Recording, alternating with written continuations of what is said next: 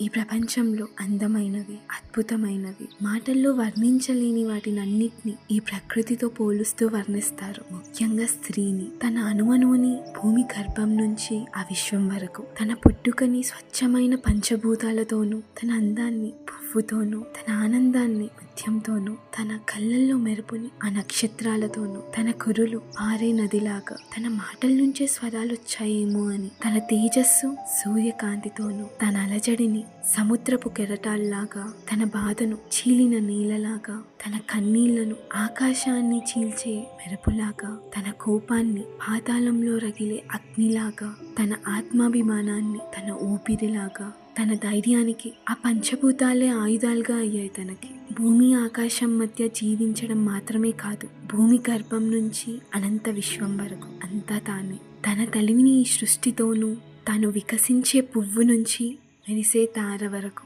తనొక అనంతం, అందం నుంచి అద్భుతం వరకు అంతా తానే. ఒక స్త్రీ గురించి మరో స్త్రీ రాసిన ఒక చిన్న లేఖ.